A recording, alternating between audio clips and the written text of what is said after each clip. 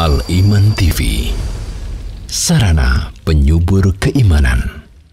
Assalamualaikum warahmatullahi wabarakatuh. Innal hamdalillah nahmaduhu wa nasta'inuhu wa nastaghfiruh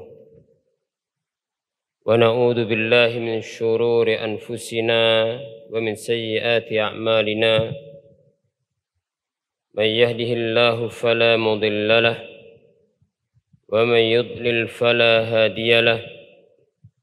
Asyhadu an la ilaha illallah wahdahu la syarika lahu wa asyhadu anna Muhammadan abduhu wa rasuluhu, amma ba'du. Ma'asyiral muslimin, para hadirin, para jamaah rahimakumullah. Alhamdulillah, puji syukur kehadirat Allah Subhanahu wa taala atas segala nikmat dan rahmat yang Allah berikan kepada kita, sehingga kita dapat menjalankan aktivitas kita dapat menjalankan ibadah kepada Allah. Di antaranya adalah ibadah siam, ibadah puasa di bulan Ramadan. Dan ini termasuk amal ibadah yang sangat mulia, karena termasuk ibadah yang wajib, bahkan termasuk bagian daripada rukun Islam yang 5. Begitu pula kita dapat mempelajari agama Allah Subhanahu wa taala, dan ini juga sebuah ibadah yang mulia. Sampai Imam Ahmad mengatakan, al-ilmu la ya'diluhu syai'un liman sahhat niyyatuhu. Ilmu agama, belajar agama, keutamaannya tidak bisa dibanding apapun bagi siapa yang niatnya benar. Tatkala ditanya bagaimana niat yang benar, kata Imam Ahmad rahimahullah, an yanwiya raf'al jahli an nafsihi wa an yanwiya raf'al jahli an ghairihi. Yaitu seorang dengan niat ketika belajar untuk menghilangkan kebodohan dari dirinya sendiri, karena manusia sifat jahil itu pasti ada pada dirinya, sehingga perlu dihilangkan dan dikikis, sehingga menjadi seorang yang berilmu tentang Allah sesembahannya, berilmu tentang Rasul sallallahu alaihi wasallam al-muballigh yang menyampaikan agama kepada kita, dan berilmu tentang agama Islam, yaitu tentang cara ibadah kepada Allah Subhanahu wa taala. Kedua kalinya salawat dan salam semoga tercurah kepada baginda Nabi kita Muhammad sallallahu alaihi wasallam, kepada keluarganya, semua para sahabatnya tanpa terkecuali, dan umat beliau sampai hari kiamat. Ma'asyiral muslimin rahimakumullah. Salah satu nikmat agung yang Allah berikan kepada kita umat Islam adalah sampainya sunnah dan hadis Nabi sallallahu alaihi wasallam kepada kita, padahal kita hidup di masa yang jauh dari masa Nabi kita Muhammad sallallahu alaihi wasallam. Dan di antara kitab-kitab hadis yang sangat mulia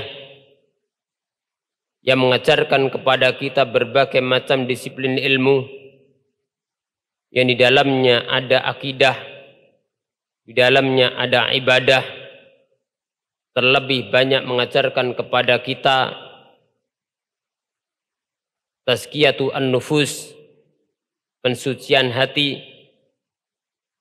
Begitu pula akhlak-akhlak Islam yang mulia adalah kitab Riyadhus Shalihin, karya Al-Imam An-Nawawi rahimahullahu ta'ala. Dan kitab ini sesuai dengan namanya, Riyadhus Shalihin, taman bagi orang-orang saleh. seakan-akan Imam Nawawi mengatakan apabila seorang ingin menjadi orang-orang yang soleh, hendaklah dia mempelajari hadis-hadis yang ada dalam kitab Arba'in dan mengamalkan apa yang ada dalam hadis kitab Riyadhus Shalihin dan mengamalkan kandungan daripada kitab Riyadhus Shalihin sehingga menjadi orang-orang saleh.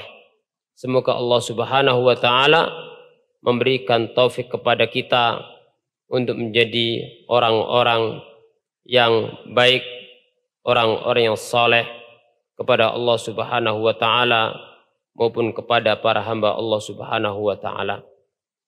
Dan bab yang diberikan oleh panitia pada pertemuan kali ini adalah al-iqtisadu fit ta'ah, yaitu sederhana dalam ketaatan atau sederhana dalam ibadah.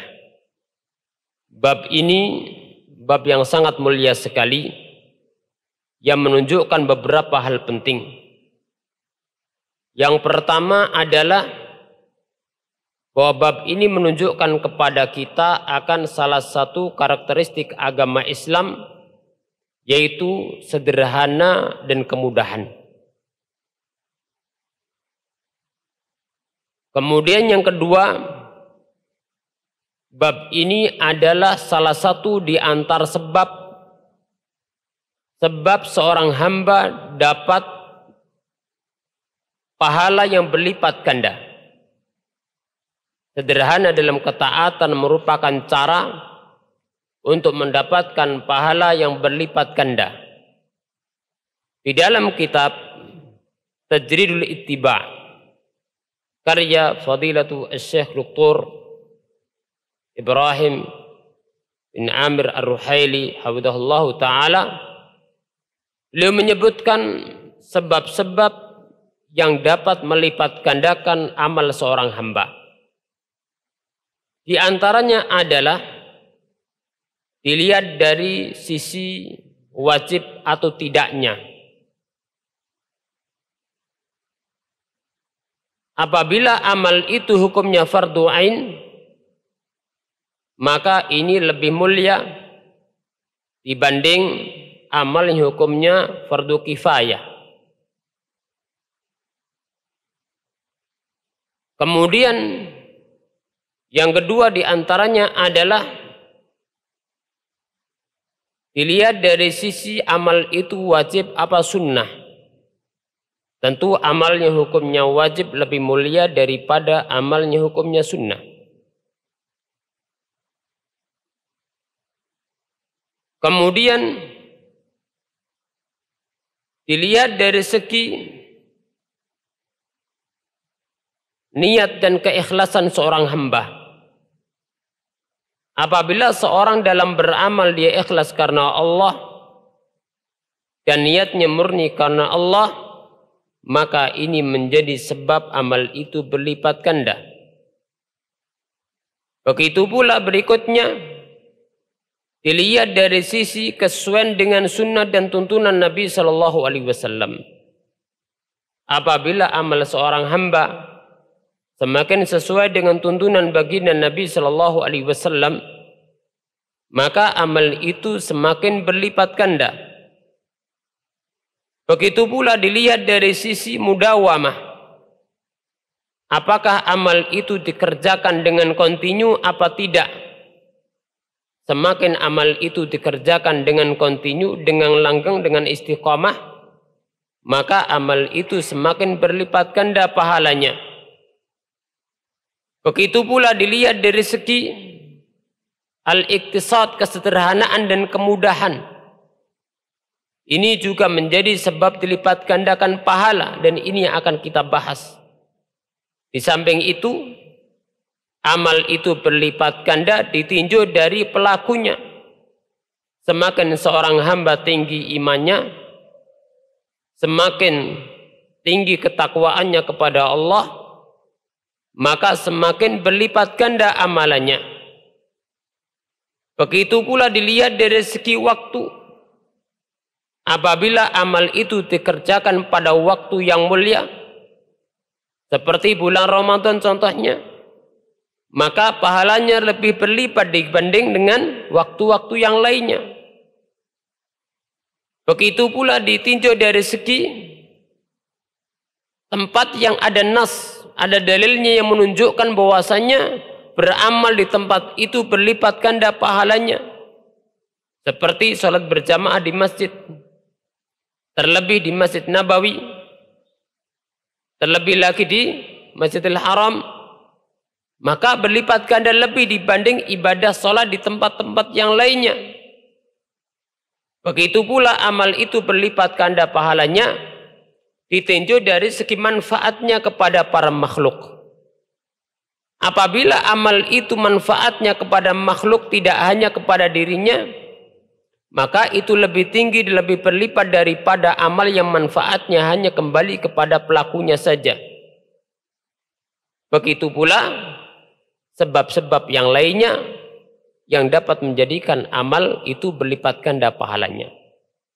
Nah, di antara fikih atau cara seorang hamba dalam beramal adalah memperhatikan apa yang menjadikan amal itu walaupun sederhana, tapi amal itu berlipat ganda.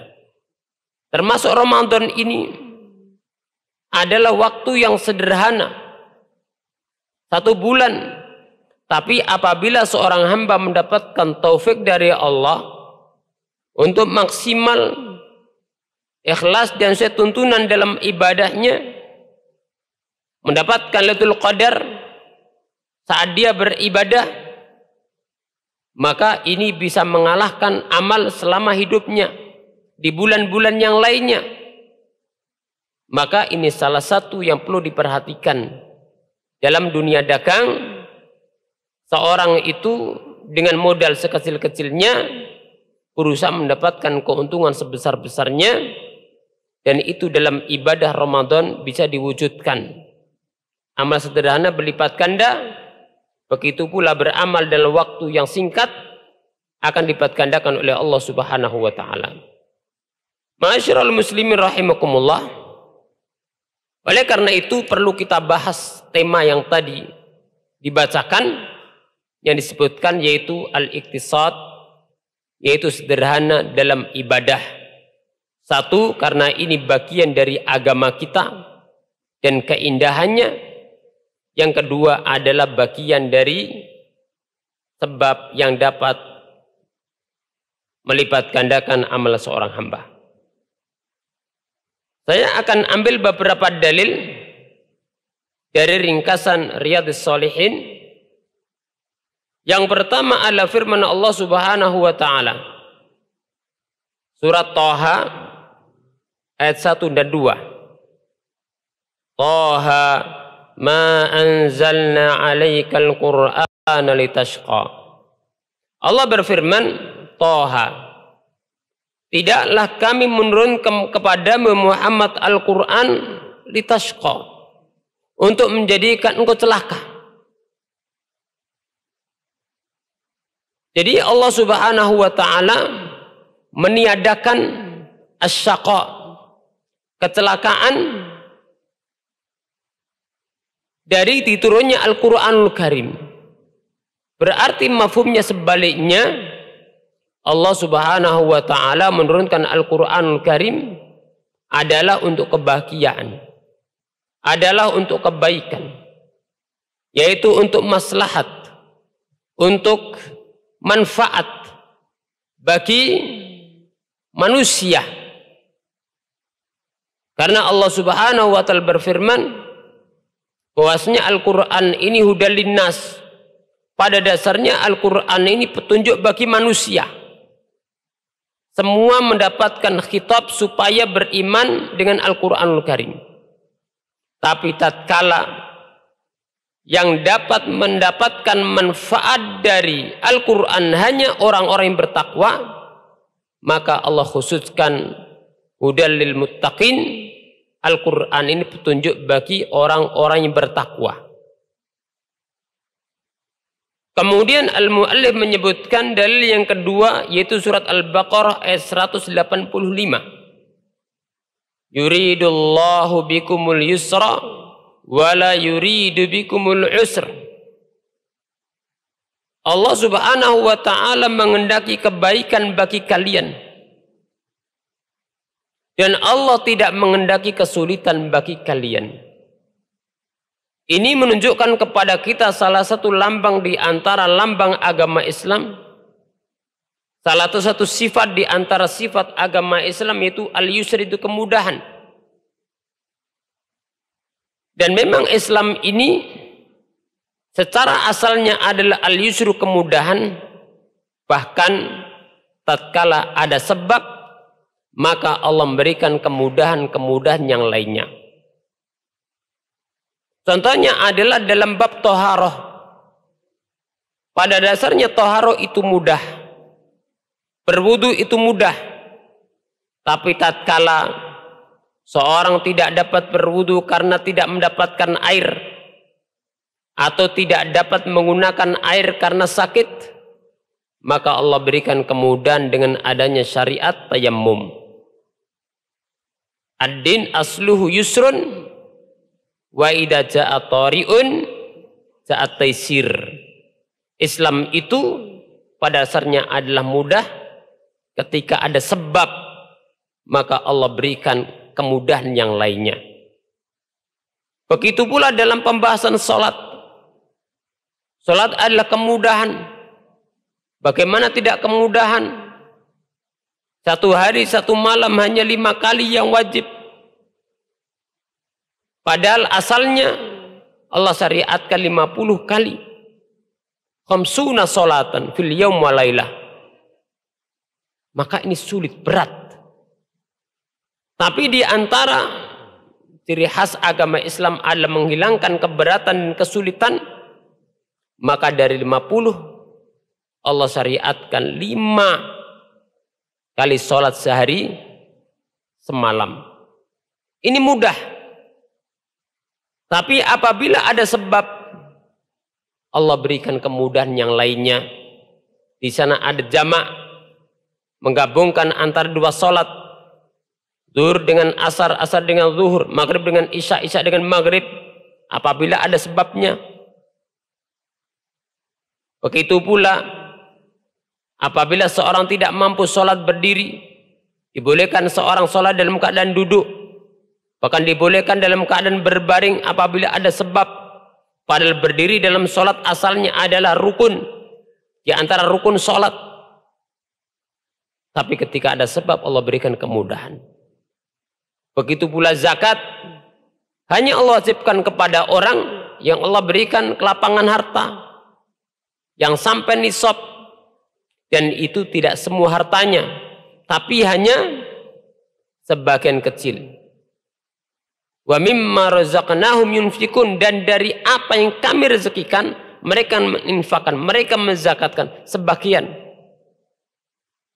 Begitu pula dalam ibadah puasa, ketika ada sebab, Allah berikan keringanan untuk boleh tidak puasa, diganti dengan hari yang lainnya. Atau ketika ada sebab yang mengharuskan untuk fidyah, boleh fidyah. Ini kemudahan. Begitu pula syariat-syariat yang lainnya. Yuridullah bikumul yusra wa la yuridu bikumul usra. Wa man kana maridan aw ala safarin fa iddatu min ayyamin ukhar. Apabila seorang itu sakit atau seorang dalam keadaan safar, fa iddatu min ayyamin ukhar, maka boleh diganti pada hari yang lainnya. Yuridullah bikumul yusra wa la yuridu bikumul usra. Allah menghendaki kemudahan bagi kalian, dan Allah tidak menghendaki kesulitan bagi kalian.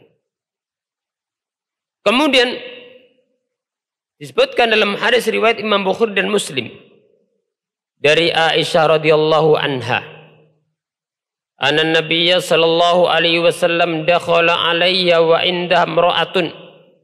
Bahwasanya Nabi sallallahu alaihi wasallam pernah menemui Aisyah radhiyallahu taala anha, sedangkan di sisi Aisyah radhiyallahu taala ada seorang wanita. Qala man hadhihi? Siapa ini, kata Nabi sallallahu alaihi wasallam. Qalat, maka Aisyah radhiyallahu taala anha menjawab, hadi fulanatu tadhkuru min salatiha. Dia seorang wanita yang dia menyebutkan tentang salatnya. Salatnya luar biasa. Kata Nabi sallallahu alaihi wasallam, mah, ini ucapan menunjukkan pengingkaran Nabi sallallahu alaihi wasallam. Ini menunjukkan apa?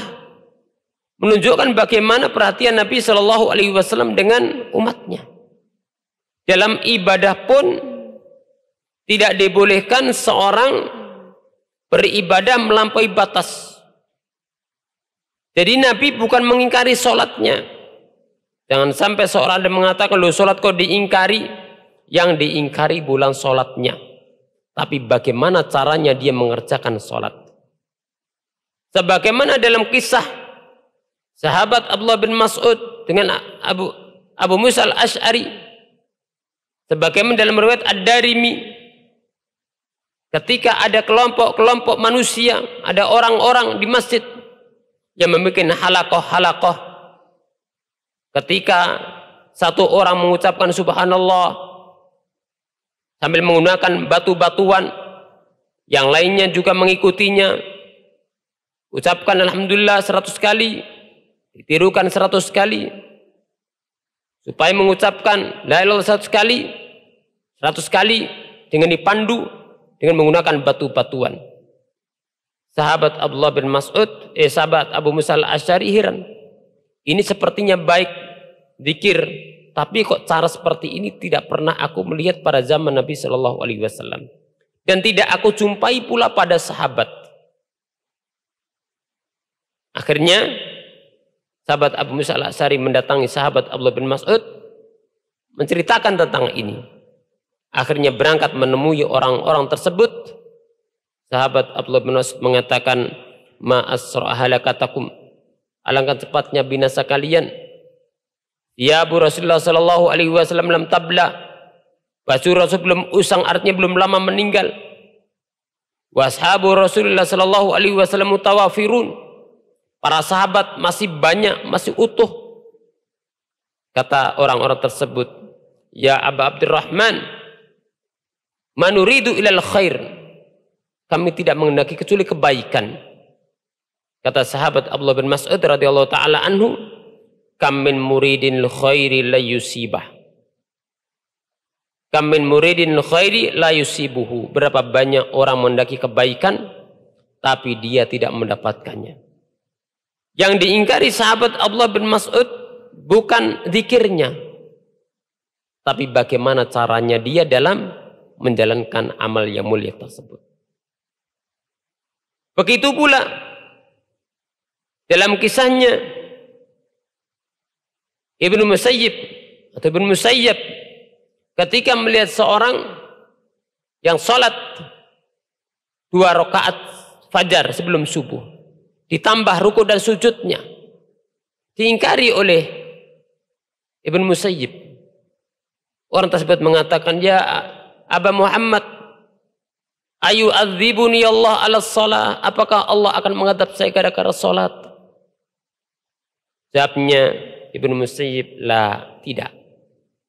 Allah tidak akan mengadabmu gara-gara engkau sholat. Walakin Allah sayu'adzibuka ala khilafi sunnah. Tapi Allah akan memberikan padamu adab karena menyelisihi tuntunan baginda Nabi Sallallahu Alaihi Wasallam. Maka dalam hadis ini Nabi Sallallahu Alaihi Wasallam melihat wanita yang sholatnya melebihi aturan, membebani dirinya. Mah, kata Nabi sallallahu alaihi wasallam, alaikum bima tutiqun. Kata Nabi sallallahu alaihi wasallam, wajib kalian mengerjakan sesuai dengan kemampuan kalian.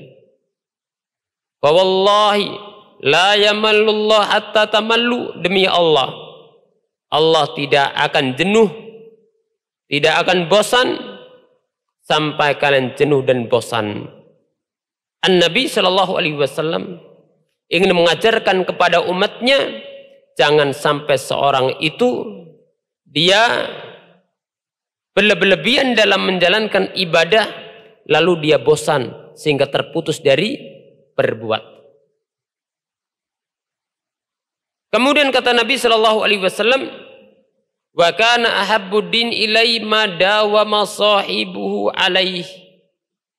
Sesungguhnya agama, artinya amal yang paling dicintai oleh Allah adalah amal yang dikerjakan oleh pelakunya secara langgeng, secara kontinu. Dan dari Aisyah radhiyallahu taala anha bahwasanya Nabi Shallallahu Alaihi Wasallam bersabda, ahabul a'mal ilallah adwamuha wa in qal. Amalan yang paling dicintai oleh Allah adalah amal yang dikerjakan dengan langgeng, dengan kontinu, walaupun amal itu sedikit. Ini salah satu fikih, ini salah satu cara dalam menjalankan amal soleh, dalam menjalankan ketaatan. Jangan sampai seorang kemudian berlebihan, kemudian dia putus asa dalam beramal. Walaupun toh amal itu pada dasarnya ada tuntunannya. Contoh, sholat duha contohnya. Jangan sampai dia memilih rakaat yang banyak, 12 rakaat umpama.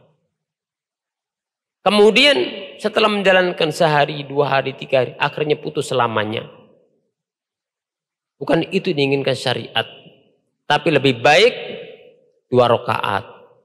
Tapi dia berusaha untuk istiqomah, untuk langgeng. Seorang contohnya bisa menjalankan karena kesibukannya atau karena dia dalam kondisi fisiknya tidak sehat.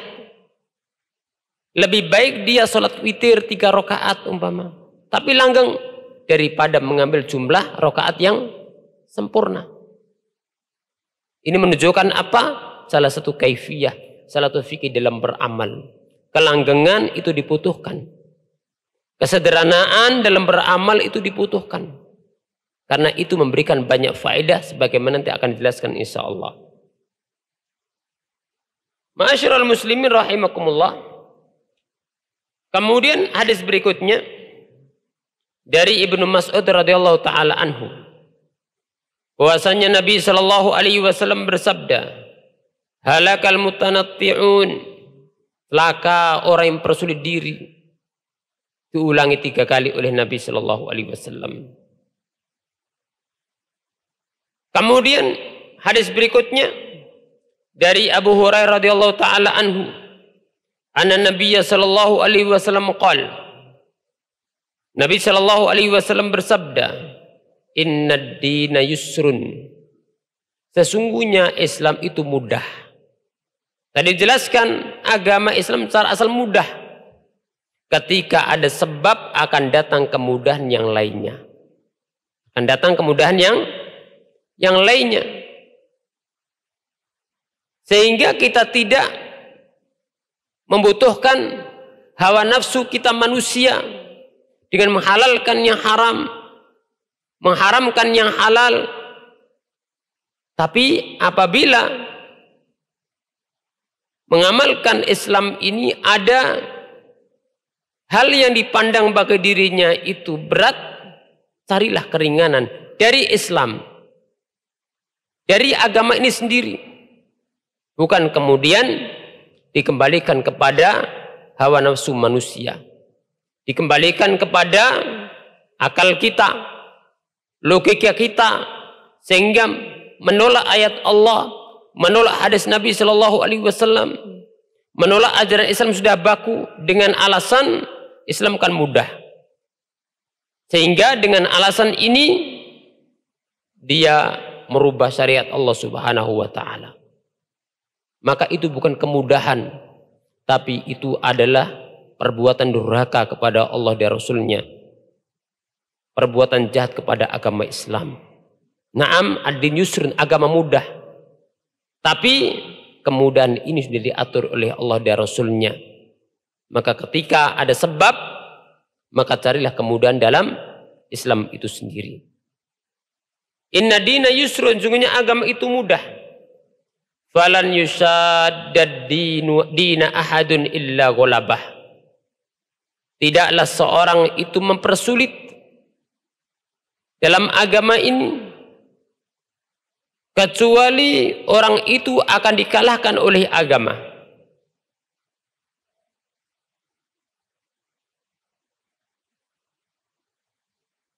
Artinya apa? Seorang tidak akan mampu menjalankan agama. Seorang apabila mempersulit agama ini, dia tidak akan mampu menjalankan agamanya. Mempersulit Islam dilarang karena ad-din yusrun. Dan kaidah agama itu mudah adalah kembali kepada Islam. Dan kemudahan Islam itu dengan mengambil Islam yang datang dari Allah dan Rasulnya kepada kita. Itu kemudahan. Bukan kemudahan Islam itu kemudian membuat aturan baru dalam agama. Membuat ajaran-ajaran baru dalam agama. Bahkan itu kesulitan. Karena dengan mengadakan amal-amal yang baru dalam agama, akhirnya dia akan meninggalkan tuntunan yang jelas, bahkan akan meninggalkan kewajiban, menyepelekan kewajiban. Maka kemudian Islam itu dengan mengikuti agama Islam, mengikuti amalan yang sudah ada dalam Islam, bukan berpaling dari yang ada, kemudian mencari amal-amal yang tidak ada dasarnya, tidak pernah dicontohkan oleh baginda Nabi Shallallahu Alaihi Wasallam maupun para sahabat Nabi Shallallahu Alaihi Wasallam. Waqari fasaddidu, lanjutan hadis fasaddidu. Waqaribu. Apa arti fasaddidu? Arti daripada fasaddidu adalah agar seorang itu dalam menjalankan amal sifatnya adalah dia benar. Tidak berlebihan, tidak menyepelekan. Fasaddidu minas sadat, yaitu shawab. La ghuluwa fi walad jafa. Tidak berlebihan, tidak pula menyepelekan, dan itu adalah kemudahan. Waqaribu. Waqaribu artinya mirip dengan saddidu. Tidak berlebihan, tidak menyepelekan. Lebih mendekati kepada kesempurnaan. Nanti insya Allah akan dijelaskan.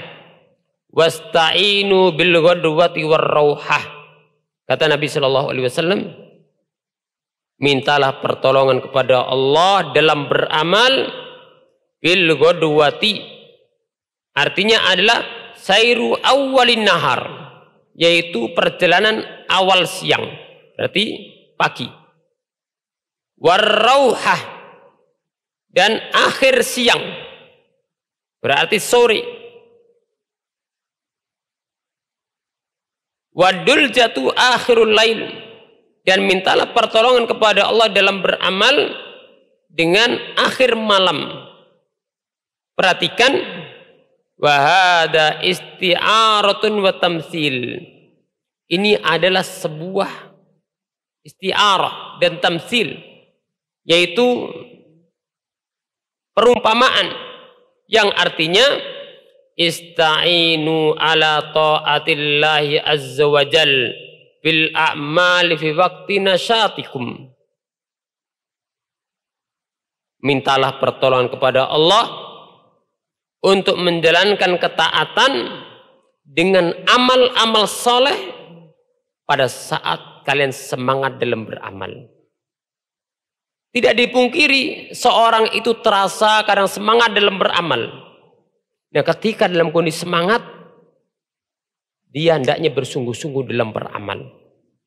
Karena dia tidak tahu, dia kadang-kadang setelah itu ada futur, ada kemalasan.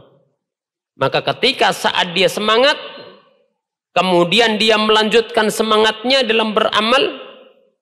Contoh ketika dia baca Quran, dia menikmati baca Quran, dia semangat, lanjutkan. Karena suatu saat nanti akan datang waktu yang Anda itu terasa lebih berat. Wa faraghi qulubikum, dan pada saat hati-hati kalian kosong, tidak banyak kesibukan, maka seorang ketika ada kesempatan beramal, maka hendaknya dia manfaatkan beramal. Dia tidak tahu kapan saat datang dia tidak sempat dari beramal. Bihaitsu tastalidunal ibadah. Saat hati kosong, dia menikmati ibadah, lanjutkan. Tapi pada batasan sesuai dengan tuntunan dan tidak ada unsur berlebihan. Yang mana kata beliau sebutkan dalam menjelaskan makna ini, sebutkan dalam Riyadhus Shalihin, yang mana kalian menikmati ibadah, wala tas'amun, dan kalian tidak putus asa, wa tablughuna maqsudakum, dan kalian bisa mencapai maksud dan tujuan kalian. Seorang ketika lagi belajar semangat, lanjutkan. Seorang dalam baca Quran, dia lagi menikmati baca Quran, mentadabur maknanya, lanjutkan. Kama annal musafir al-hadiqa yasir fi hadil awqat. Kata beliau, kata Imam Nawawi, sebagaimana seorang yang musafir, pepergian cerdik, itu dia mengadakan perjalanan pada waktu-waktu tadi, yaitu pada awal siang, pada akhir siang itu sore, pada waktu pagi, akhir malam, itu waktu semangat. Begitu pula ketika Anda pada waktu-waktu tersebut adalah waktu-waktu luang, waktu Anda bisa menikmati ibadah, Anda kuat dan semangat, maka manfaatkan untuk beribadah. Wastarihu huwa wadabatu fi ghairiha. Pada waktu semangat dia menjalankan, tapi pada waktu yang lainnya dia istirahat. Sebagaimana perjalanan, pada waktu akhir malam dia semangat melakukan perjalanan, di pagi hari awal siang dia semangat, sore atau sore hari dia semangat, waktu-waktu dia capek istirahat. Orang yang musafir istirahat, kendaraan juga istirahat. Sehingga dalam beramal pun demikian. Ada waktu-waktu seorang itu istirahat, kemudian dia melanjutkan amalnya. Wa yasilul maqsuda bila ta'abin. Apabila seperti orang safar tadi, saat semangat, waktu-waktu yang produktif, dia semangat jalan. Waktu istirahat, itu dia akan sampai pada tujuan dan tidak terlalu capek. Begitu pula dalam beramal. Maka seorang hendaknya bisa memilih waktu-waktu yang dia harus lebih maksimal dalam beramal soleh. Bersungguh-sungguh ketika ada kesempatan beramal soleh. Seorang Allah berikan kelapangan harta, maka saat itu kesempatan dia untuk beramal lebih, manfaatkan sebelum datang kefakiran. Seorang ketika diberikan oleh Allah waktu luang, kesempatan beramal, lanjutkan. Tidak tahu kapan datang kesulitan dan kesibukan sehingga tidak bisa beramal soleh. Masyarul muslimin rahimakumullah. Kemudian hadis yang terakhir pada bab ini, An Ibni Abbas radhiyallahu anhuma, dari Ibnu Abbas radhiyallahu anhuma, qala, beliau mengatakan, bainaman nabiyyu sallallahu alaihi wasallam yakhutubu idza huwa bi rajulin qa'imin. Tatkala Nabi sallallahu alaihi wasallam menyampaikan khutbah, tiba-tiba ada seorang yang berdiri, fasa'ala anhu, maka Rasulullah bertanya tentang orang itu. Faqalu, maka para sahabat menjawab, Abu Israil nadara an yakuma fi syamsi. Kata para sahabat, orang itu adalah Abu Israil, julukannya, yang mana dia bernazar untuk tidak berdiri fi syamsi, pada sinar matahari. Nazar. Wala yaq'ud, dan tidak pula duduk di sinar matahari. Wala yastadhil, tidak berteduh. Jadi tidak bernazar untuk tidak berdiri di terik matahari, tidak pula dia duduk Dia bernazar tidak akan berteduh, wala yatakallam. Jadi nazarnya suatu hal yang dilihat dari manfaatnya, tidak ada manfaatnya. Dilihat dari segi memberatkan, ini memberatkan. Padahal itu tidak dilarang. Wala yaqut, tidak akan duduk, ya capek. Wala yastadil, tidak berteduh. Kalau siang hari apalagi Ramadan ini kepanasan. Wala yatakallam, dan tidak akan berbicara. Kalau dibutuhkan tidak berbicara, bagaimana? Wa yasum, dia wala yatakallam wa yasum, dan berpuasa. Faqala Nabi sallallahu alaihi wasallam, maka Rasulullah sallallahu alaihi wasallam bersabda, muruhu falyatakallam, perintahkan dia agar dia berbicara. Wala yastadil, perintahkan dia agar dia berteduh. Wal yaq'ud, perintahkan dia agar dia duduk. Wal yutimma shaumau, hendaknya dia melanjutkan puasanya. Riwayat Bukhari. Ini menunjukkan apa? Orang tadi melakukan suatu hal yang sulit. Maka Nabi Shallallahu Alaihi Wasallam memerintahkan agar meninggalkan hal tadi, karena itu adalah yang mempersulit. Ma'asyiral muslimin rahimakumullah. Dari hadis bahkan ayat tadi yang kita baca, bisa kita ambil beberapa pelajaran penting. Dan saya akan simpulkan dari kitab Tajridu al-Ittiba. Tajrid al-Ittiba, tentang kesimpulan dan faedah dari bab dan ayat serta hadis-hadis tadi yang menjelaskan tentang al-iqtisad fil ibadah, tentang sederhana dalam beribadah.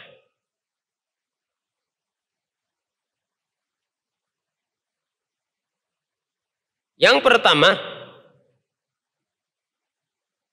di antara faedah daripada pembahasan tadi adalah an yakunal amalu ala wajh sadat wal muqarabah.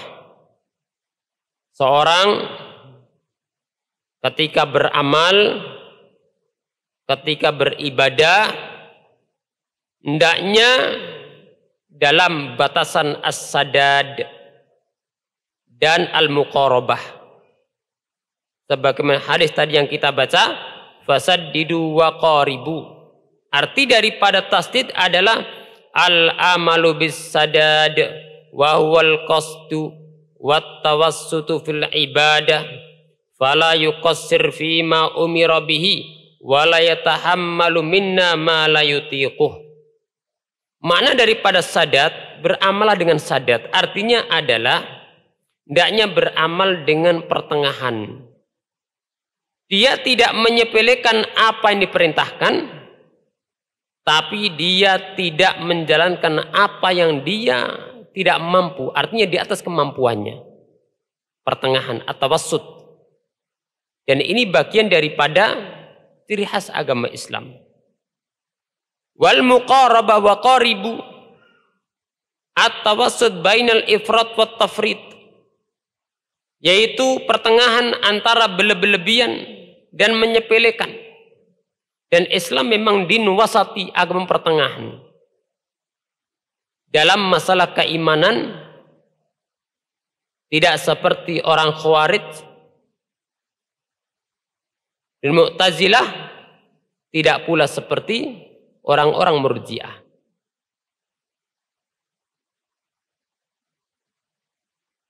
Dalam bab qadar, tidak seperti orang Qadariyah, tidak pula seperti orang Jabariyah. Tawasud pertengahan. Kalau orang Khawarij, dia dalam masalah kabirah min kabairud dunub, dia mengkafirkan orang jatuh dalam dosa besar.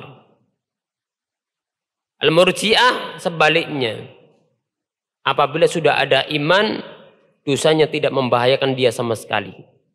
Satunya berlebihan, satunya juga berlebihan tapi bertentangan. Islam wasat pertengahan. Dia seorang mukmin dengan imanannya, dia fasik dengan dosa besar yang dia lakukan.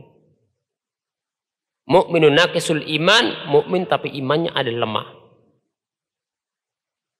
Dalam qadariyah dia berlebihan dalam menetapkan kehendak manusia.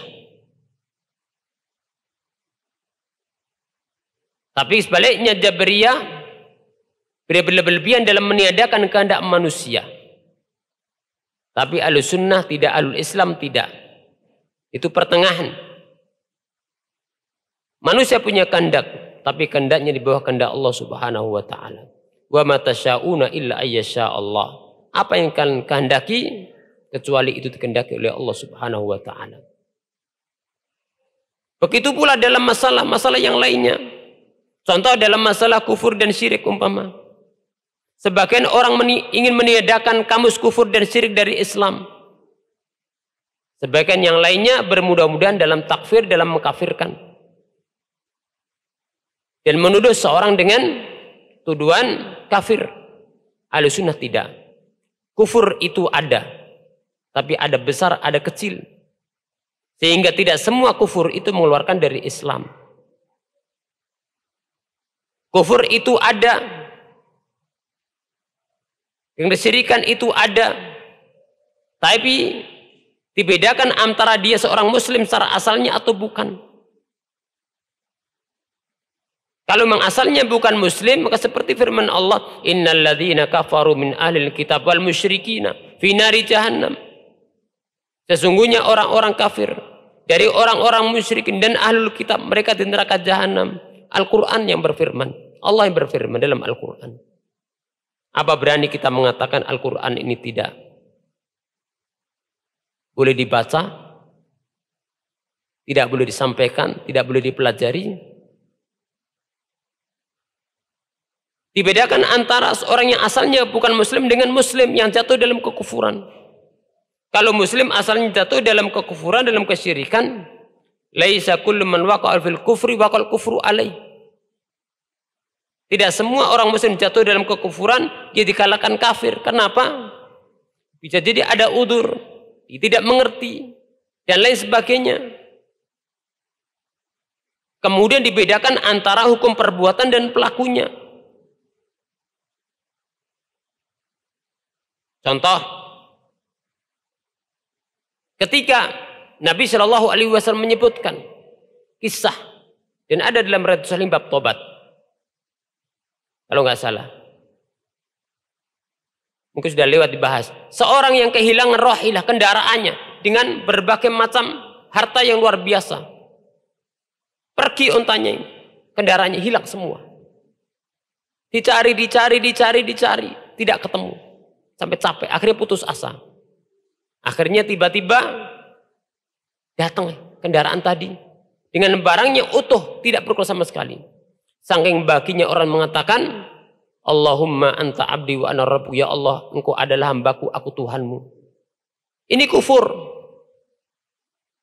Tapi orang yang mengucapkan tanpa sengaja, karena saking bahagia sehingga bersalah, maka tidak bisa dikatakan dia seorang yang kafir. Sehingga dalam masalah takfir ada syarat-syarat, ada penghalangnya. Sehingga dakwah sunnah ini ketika berbicara tentang kufur dan syirik, itu justru membendung adanya radikalisme. Tidak sebaliknya. Sehingga seorang tidak memahami kamus kufur, kamus syirik seperti orang-orang khawarij. Sehingga mereka menghalalkan darah umat Islam. Mereka mengadakan peledakan dan seterusnya. Jadi ma'asyiral muslimin rahimakumullah, faedah penting yang dipelajari pada faedah yang pertama adalah at-tawassut, yaitu pertengahan. Bainal ifrat wa tafrid. Itu makna muqarabah.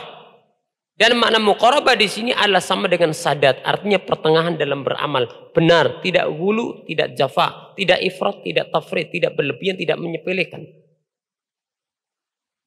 Kemudian faedah yang kedua adalah seorang yang beramal agar dia tidak membebani apa yang dia tidak mampu kerjakan. Dalam hadis Aisyah radhiyallahu taala anha dikatakan, "Alaikum minal amali ma tutiqun." Wajib kalian untuk beramal sesuai kemampuan kalian. Pada zaman sahabat Ada seorang yang mana dia mengalami junub, kemudian dia ingin mandi besar. Dia tahu, dia terluka. Akhirnya apa? Tanya kepada yang lainnya, apakah boleh saya bertayamum? Jawab tidak. Akhirnya dia mandi, akhirnya meninggal dunia. Padahal ada kemudahan. Sehingga ketika orang mendengar Rasul mengatakan, qataluh, mereka telah membunuh orang ini. Menunjukkan apa? Hati-hati dalam masalah berfatwa. Karena ternyata fatwa itu bisa mengantarkan kepada kebinasaan seseorang. Dan ini juga memberikan faedah, seorang ketika ada sebab kesulitan, cari sebabnya dalam syariat. Maka berbeda antara kondisi aman dengan kondisi ketakutan. Kondisi yang lapang dan kondisi yang sulit. Termasuk kondisi sebelum adanya wabah, ketika adanya wabah.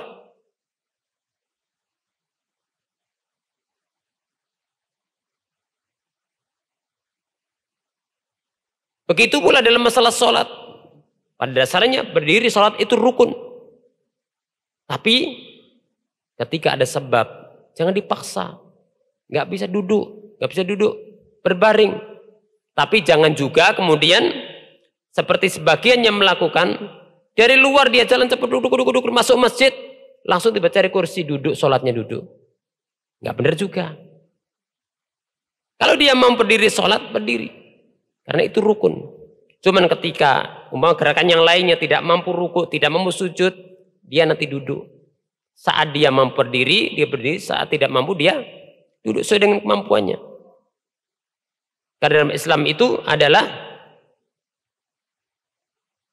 al-masyaqqatu tajlibut taisir, kesulitan mendatangkan kemudahan. Dan kemudarat dalam Islam itu dihilangkan, ad-dararu yuzal. Tapi sesuai dengan kadarnya. Ad-daruratu tubil mahdhurat. Kesulitan itu, darurat itu membolehkan sesuatu yang sulit. Tapi semua adalah ad-daruratu tuqaddar biqadariha. Darurat itu diukur kadarnya. Kemudian faedah berikutnya adalah an yatamakkan minal mudawamah alal amal min ghairi masyaqqah. Dan seorang berusaha untuk istiqamah, continue, dawam dalam beramal. Karena dalam hadis Nabi Shallallahu Alaihi Wasallam bersabda, ahabul a'mal ilallah adwamu wa in qal.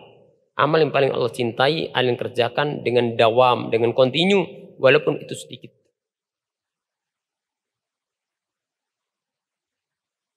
Kemudian yang keempat, di antara faedahnya adalah agar seorang ketika beramal itu tidak memunculkan dia putus asa dalam beramal. Malal, kejenuhan dalam beramal. Tapi hendaknya dia beramal yang menimbulkan semangat beramal berikutnya. Makanya dalam Islam itu ada tanwi, ada aneka ragam beramal. Tujuannya apa? Supaya tidak jenuh. Beramal ini dia jenuh, pindah amal yang lainnya. Baca Quran dia capek dengan zikir. Dan seterusnya, aneka ragam tanwi. Ini bagian daripada cara menghilangkan kejenuhan yang diberikan oleh Islam.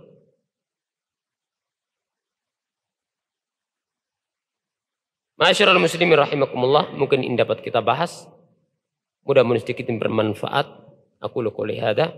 Wassalamualaikum warahmatullahi wabarakatuh.